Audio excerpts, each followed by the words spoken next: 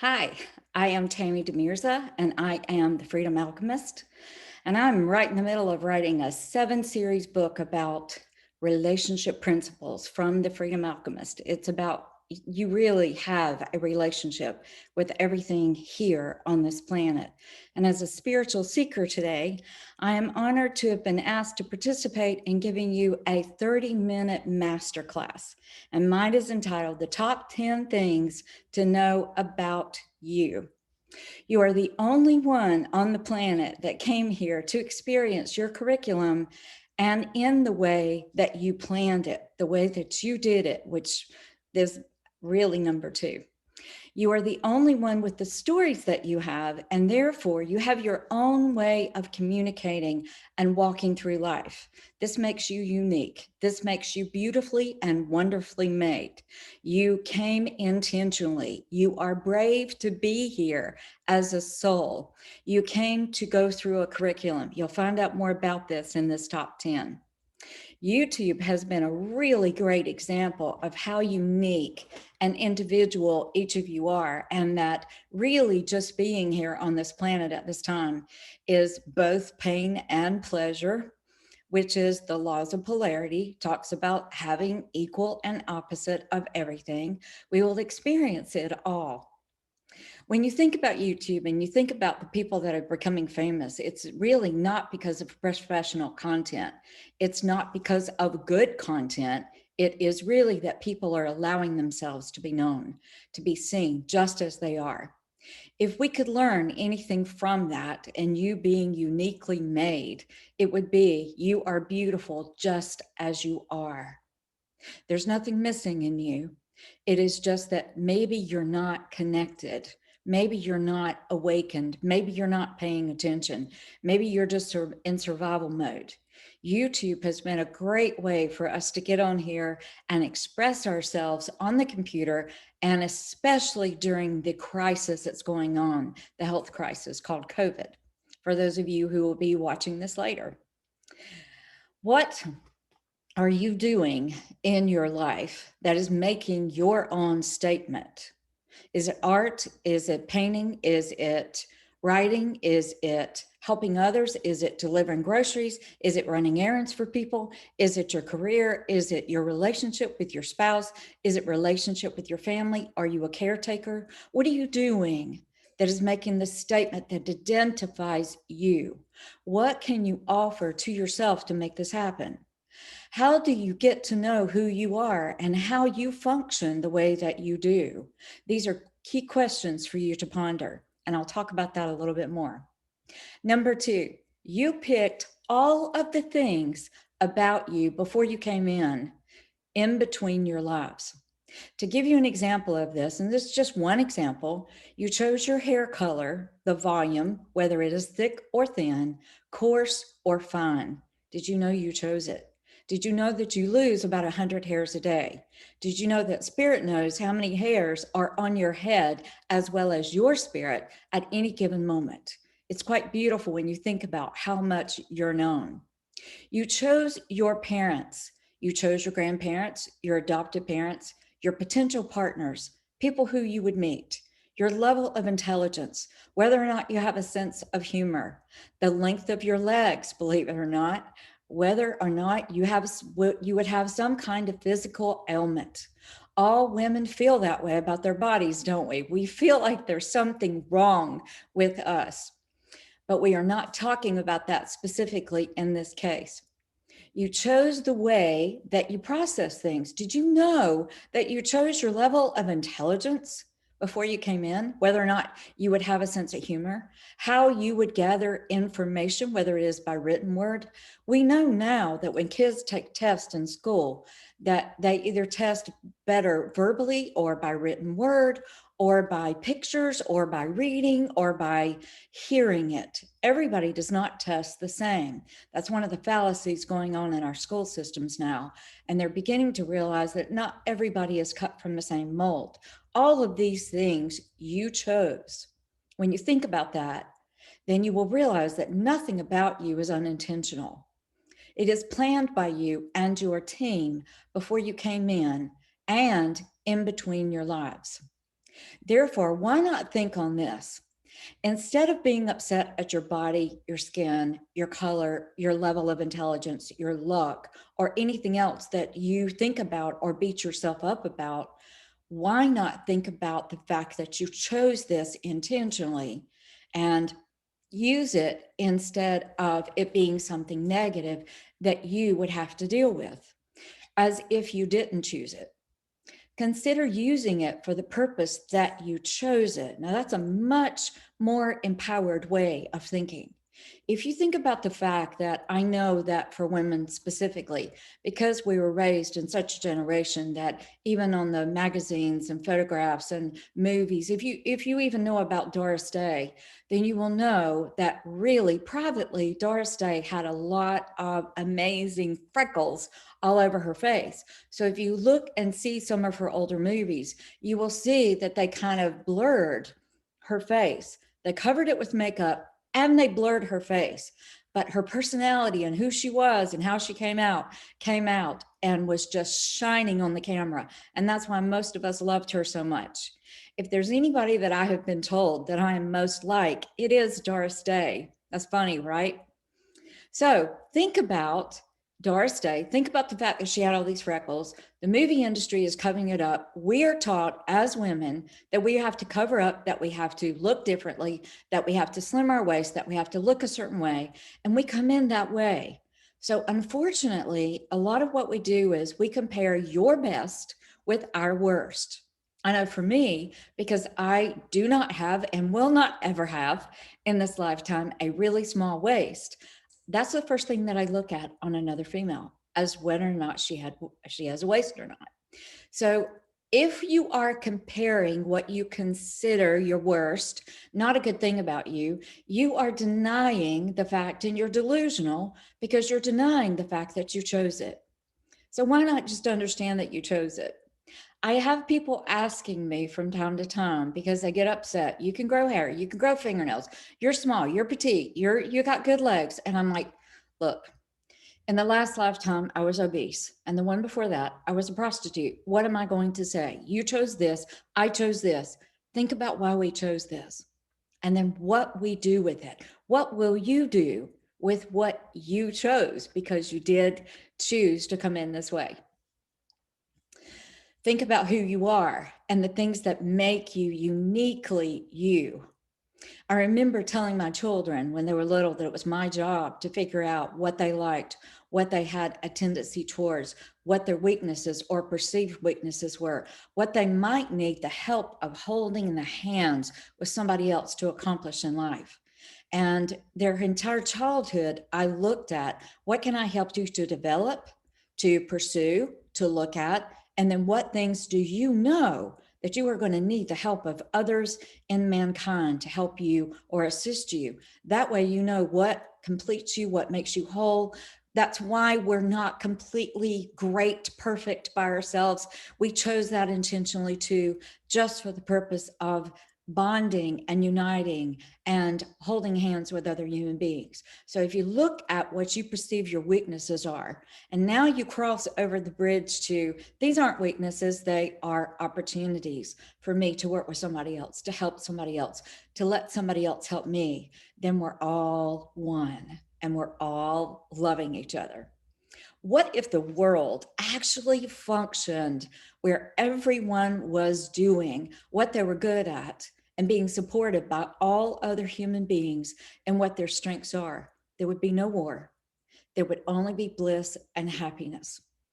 Number 3, you are more than you know, and you came in to overcome things, and the very things that are causing you the most stress in life is simply your curriculum.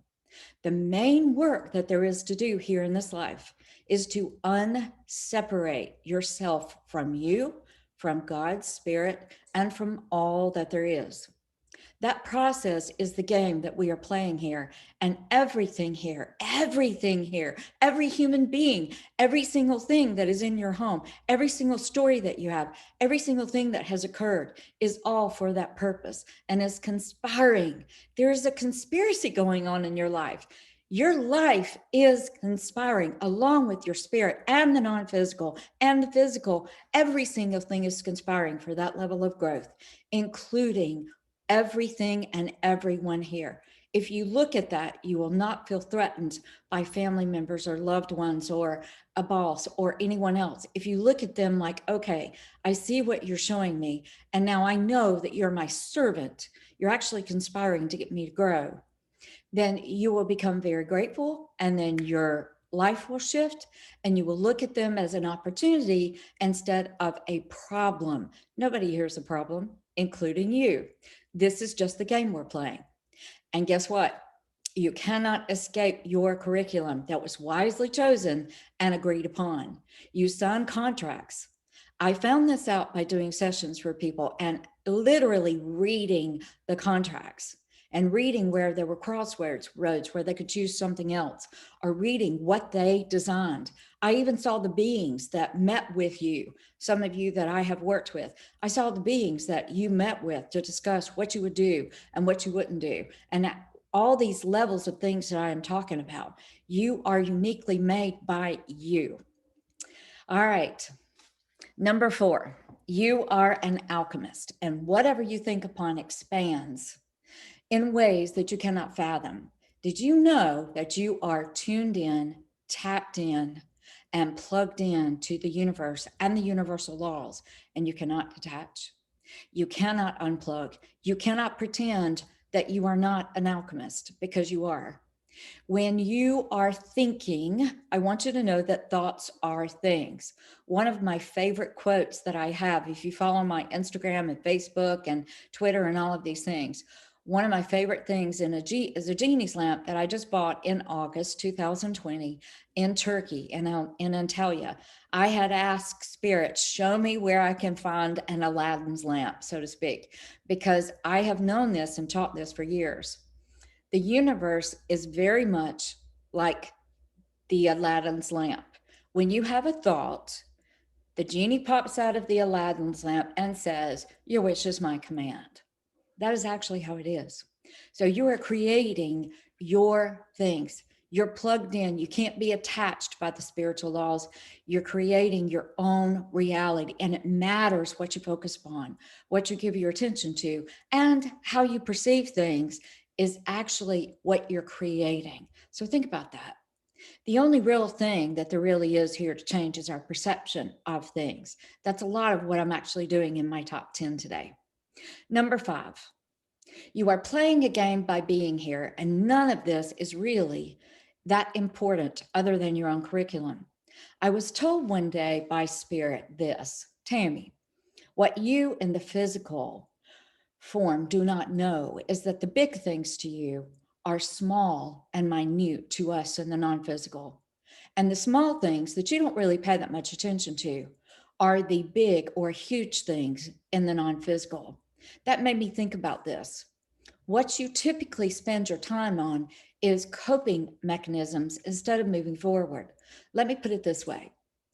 If you let this world control your time most of the time by just reacting to what is happening around you instead of controlling it with a purposeful and intentional plan that is done because of what you want. Every single thing here is done because of what you want and what energy you are projecting. One of the things that is fascinating to me is that when people talk to me about all of the guides, to masters, teachers, people who have crossed over, every single being that I communicate with, they will ask me, do they talk to you? And I say, yes, but not by moving their mouth. We are reading each other by energy. It is a non-physical communication. You are doing that. You are projecting that out in the universe at all times. And I'm going to tell you a funny story that my sister just shared with me on Thanksgiving morning. We were outside on her porch, and I was looking around at how nice the porch is, and I was looking at the lake, and it was just the two of us, and I was actually smoking a cigar. Yes, I smoke cigars sometimes. And I was smoking a cigar before we made our dinner that evening, and we were seeing these wasps, and she got a magazine that I was reading and tapped the wasp and killed it, but she knocked over this beautiful Buddha type statue. And when she did, the head decapitated itself. It broke. And I said, you know what? I have a feeling that the head's going to be able to glue it back on, that it's a clean break. It was. It didn't fracture into many pieces. What is interesting about this story and how you are creating at all times by what you think about is that that morning for breakfast, she and her son were sitting out on that very porch and they're babysitting her daughter's dog. And she said, I hope that this dog does not go around and knock over that statue and cut her head off. Now the head is cut off. Isn't that wild? So she'll be able to glue it back together. You don't have to worry.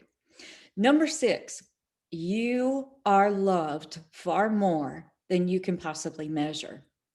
The way that spirit and the non-physical looks at you is this: you are learning how to walk. Simply put, God is not sitting on his throne and waiting on you to do something so that you can be punished. What is happening is that you are learning how to walk here in a spiritual form. The whole world is created for you to learn how to walk. So are you going to abuse your children when they are learning how to walk? When they break a tooth, when they knock a vase over, when they break something, when they bruise their face, when they cry, when they yell, when they bump their head? Do you beat them because they make mistakes? No, you don't. Guess what? That's the way God, Spirit, looks at you. They're conspiring. They're cheering you on. They're saying, look at her, look at him. They're about to start walking. That is exactly how you're looked upon. So can you consider, really consider being very gracious to yourself and saying, I'm just learning how to walk. I'm not finished yet.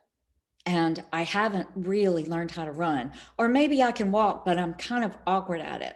One of the things I remember was that when my eldest grandson, Gray, started learning how to run, it was very funny watching him run. It was like he didn't have a rhythm, he didn't have a stride, but with time, he did. That is exactly what you're doing by being here. You are on this journey, you are creating things, you are moving in this realm, and you are finding ways, support systems to help you learn how to walk. So what if you bruise something? So what if you break something? I remember God telling me this one day. I remember telling God one day, I said, I'm so embarrassed over how immature I've been and how I've used my abilities and how many people I've probably hurt in the process of being here and giving too much information. Because you see, at 11, it's like I went to bed one night after a Southern Baptist pastor visiting, and I asked Jesus in my heart. And overnight, I had direct communication. Because I was only 11 years old, I didn't know how to assimilate this. So the information that I was getting, I was assuming that every single person on the planet that I ever met knew exactly what I knew. It was both painful and pleasure to operate that way. But in doing that, I was giving information that the person wasn't supposed to hear. And I was getting really strong reactions. I was getting told, why'd you tell me that? I didn't want to know that. I don't want to talk about that. And I'm like, oh God. And then finally one day I said to God, I'm embarrassed. I feel like I'm hurting people by being here, which by the way, is one of the biggest things that we worry about as spiritual seekers. We worry and concern ourselves with whether or not us being here on the planet hurts other people.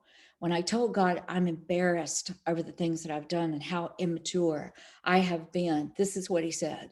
Tammy, now you will be gracious to others who are following in your footsteps because you understand them.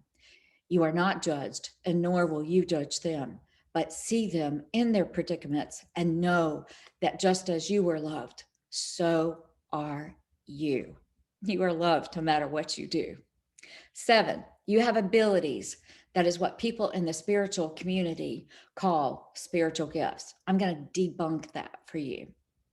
There is not a human being alive that does not have abilities. You all communicate with the 5 senses. I actually give a class on this if you want to sign up for my emails. I give a class. I'm going to be doing that in January of 2021, which are tasting, which is clairgustance, smelling, clairscent, feeling, clairsentience, seeing, clairvoyance, and then hearing, clairaudience.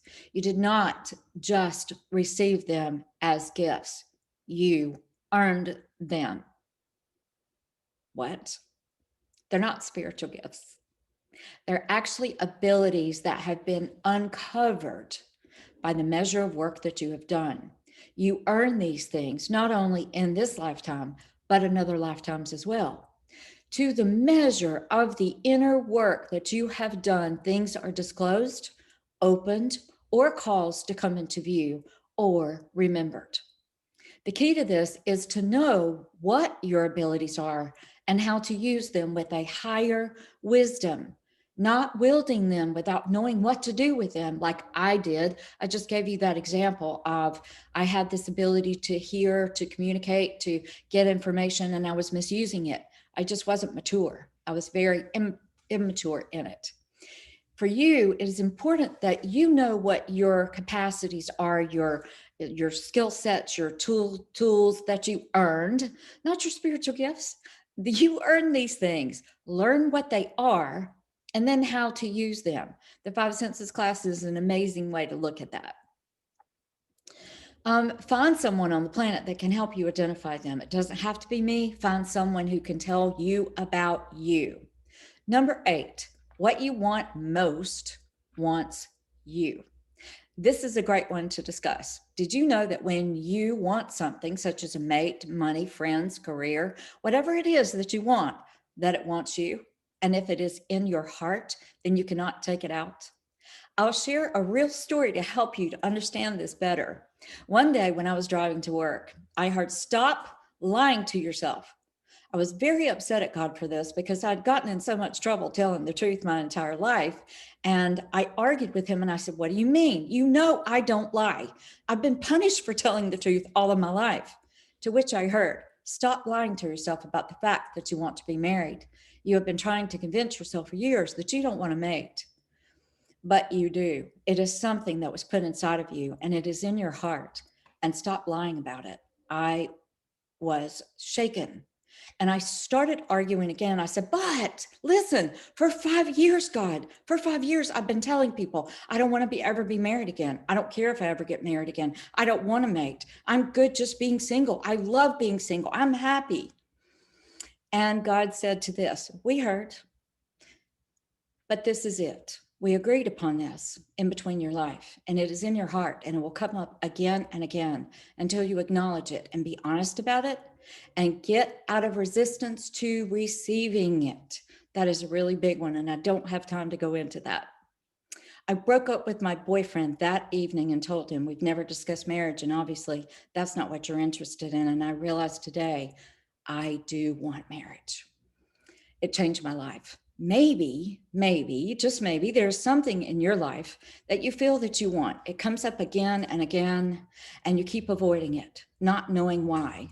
Think on this and write down what you have not done that keeps coming up for you. And think of all the times that you had excuses for not doing it, and mainly because you didn't know how to begin. This leads me to the next point. Number 9. When you have an idea or an inspiration, it has to be answered and not ignored. Spirit is constantly conspiring on your behalf to get you to a new place, a more fulfilling place in life that will guide you to ultimate peace, contentment, and success. If you do not answer that prompting with yes or no, the opportunity may elude you. Don't worry, God or Spirit will bring it up for another opportunity for you to answer to. But most people on the planet don't realize that when you get an inspired idea, you have to say, "Yes, I'll take it," or "No, I don't want that." And by the way, there's no judgment when you say yes or no. Spirit will just give you another one. Number 10, knowing who you are and the value of what you have in life is paramount in being balanced and whole. An example of what number 10 is about is if you do not know how sensitive you are and you read energy, then you will likely take on others' energy and feel defeated and not prepared. Sometimes you can feel an immediate anger or tension or suicidal feelings and illness just by being around someone when you are a sensitive soul. If you do not learn who you are and what abilities you have, and then how to cohesively with a higher wisdom use them, then you will not understand how to use them first for you and then for others. You cannot give away what you do not have to give. And if you use your sensitivities as an example to assist others, you will find yourselves depleted, depressed, sleepless nights, and spent, tired, fatigued, not knowing why. Using your abilities for others to feel what would be best for yourself is the higher wisdom. So when you see someone behaving a certain way and you feel the angst, you feel that, you're not going to go to them for the answer to that thing. If I am around somebody who has a really hard time dating and they're really bad at relationships, am I going to go to them for wisdom? Am I going to go to them for counsel? No, because they haven't overcome that curriculum themselves. Why should I go to them? So I'm going to give you an example. You know about my book. I married Phil Demirza, and he was in prison. And when he got out, he needed a car. And he told his family members and his friends, look, Tammy and I are looking for a car for me. Can you help? So one of his family members got in touch with him, and this family member was selling cars. So we thought, okay, well, maybe he can help. He called one day and he said, look, I found you a motorcycle. And I think it's going to be really good for you. And you have to spend $800. It's going to cost you $600 to fix. But if you ever wanted to sell it, then you can sell it for $1,800. To which Phil said, sweetheart, for 2 weeks we have had sleet, rain, and snow. I can't have a motorcycle. I don't live in Florida. I live in North Carolina. When he got off the phone, he was upset at this family member. And I said, can I use this? And he said, yes. And I said, do you love him, right? Yes, I love him. Then why don't we just look at where he is? What does he drive? How does he care for his family? What's going on with his finances? What is going on in his relationship with the car that he drives, which actually, by the way, was a very old model. So if you look at things like this and you realize, if I use my abilities to discern, if I use my abilities to look at what someone is doing, then I don't have to judge them. I can just love them unconditionally, look at where they are and go, I see where you are. And I know now that I will make decisions based on what I see, feel, taste, smell, hear. I will pay attention to those five senses and I will use what my heightened abilities are in those five senses. And then I will discern what is right for me with you. What is my relationship with you? What portion can you play in my life? Could that family member love him? Yes. Could that family member send him well wishes? Yes. But since he didn't have a good car to drive, could he actually find Phil a good car to drive? No. That's the way it works. Use your abilities to help yourself by knowing what is good for you. I'm going to tell you something that's going to surprise you.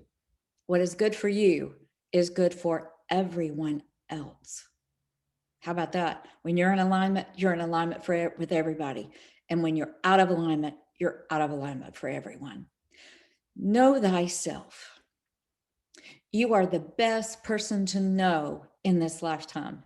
And when you know you, you can move forward, standing in your own power and loving everyone else around you, knowing that they are not only in their own journey, but they are your servants. Thank you so much for joining me today. And I appreciate the fact that you came. If you ever want to hear from me, get in touch with me at tammydemirza.com. My website is tammydemirza.com. I have many programs. One of them is Power to Choose. Get in touch. I would love to hear from you and let me know how you like this class.